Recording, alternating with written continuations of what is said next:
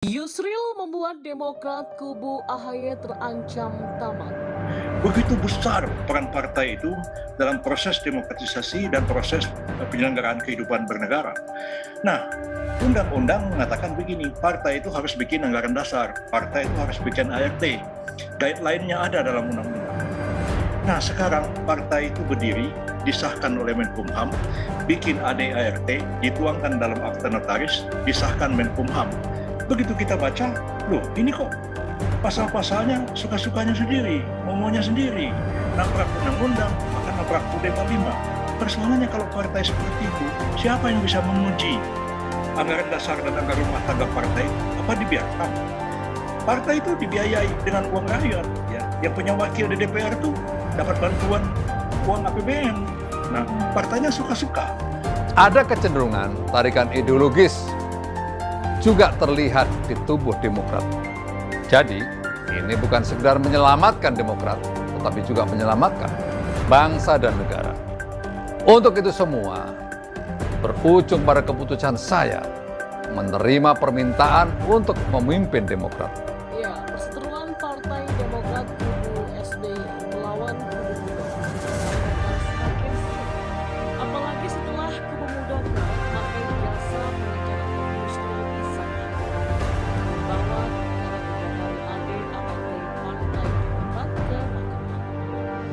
Rahlan Nasyidik, kader Partai Demokrat yang kerap bicara ngasal mengenai situasi atau orang-orang yang dianggap mengusir demokrat pun tidak tinggal diam. Belakangan lewat komentar-komentar pedasnya, Rahlan Nasyidik kerap menyerang Yusril yang lama-lama mungkin membuat jengkel juga si penerima serangan itu. Yusril pun mengaku prihatin terhadap tindakan politikus Partai Demokrat itu yang disebutnya mirip seperti orang yang kehabisan akal karena terus-menerus menyerangnya belakangan. Terlebih, Rahlan menilai bahwa Yusril seperti melupakan bantuan Partai Demokrat saat mengusung anaknya yaitu Yuri Kemal Faldullah sebagai kontestan di Pilkada Belitung Timur tahun 2024. Ya, seperti kata Pak SBY, saya prihatin. Saya juga, Pak, prihatin dengan ocehan Rahlan Nasyidik ini. Kayak orang kehabisan akal untuk ngomong, kata Yusril seperti dilansir laman CNN Indonesia. Yusril menilai Rahlan seperti orang panik atau malah sudah dalam tingkatan nyaris kalah karena menyerang dirinya terus, lalu menyarankan agar Rahlan, mungkin maksudnya partainya, fokus menghadapi perkara-perkara daripada terus berbicara di media. Kubu Partai Bulan Bintang atau PBB di mana Yusril menjadi ketuanya mendapatkan pembelaan dari Sekjen PBB bernama Adrian Syah yang membela Yusril sambil menyebut bahwa kalau tak didukung oleh PBB, maka SBY belum tentu jadi presiden RI pada tahun 2004.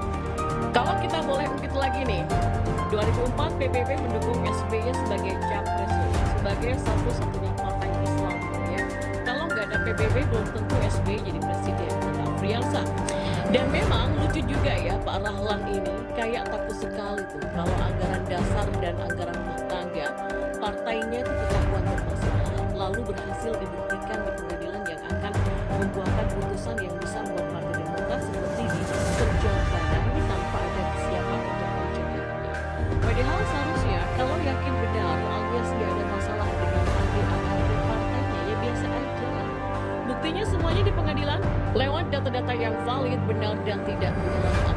Kalau benar seharusnya kubu Rahlan dan SBY nggak perlu berhutang karena Yusril juga tidak selalu menang di pengadilan.